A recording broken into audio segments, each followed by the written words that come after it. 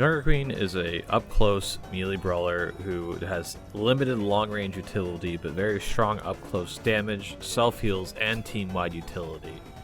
Her primary fire is a shotgun that allows her to keep up her consistent damage in between abilities and do a little bit of chip damage at long range.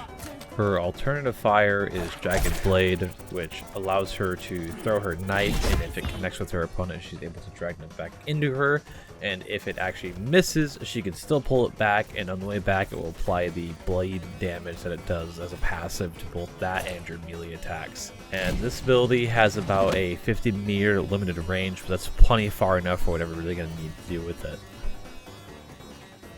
Her next ability is Carnage, which is a big axe swing in front of her that does heavy damage and applies an even stronger bleed than her regular melee attacks. As this bleed is stronger, you will start to notice her passive Adrenaline Rush kick in a lot more when you do something like this.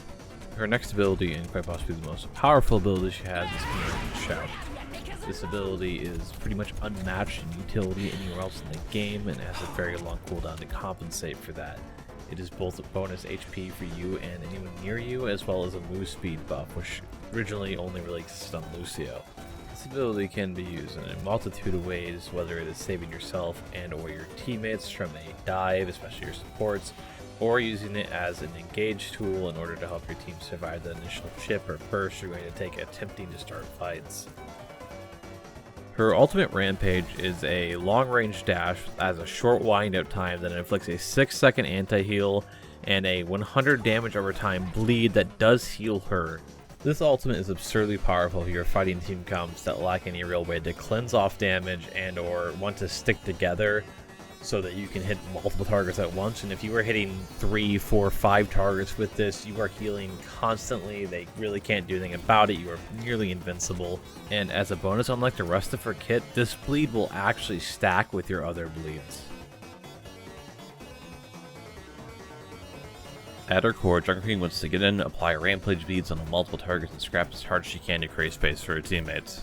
She excels in rushy deathball comps that want to go into the enemy team together and struggles against long-range poke comps that can chip her out before she can really get anything done.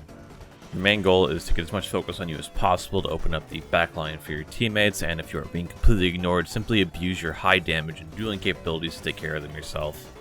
And the alternative when you're playing versus comps that are very divey and want to surround you and poke you out and you can't really get onto any target yourself, you want to be playing around your support shooters protecting them. Command and Shout is extremely powerful for this, as well as having small amounts of CC in order to help peel off priority targets from them and or get long range picks.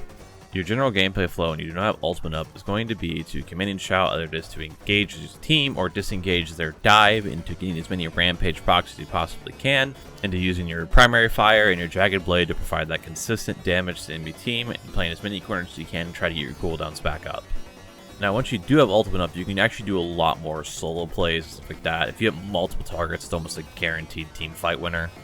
Can be used for engaging and or disengaging fights in order for your team to clean up afterwards. It's just insanely powerful all around.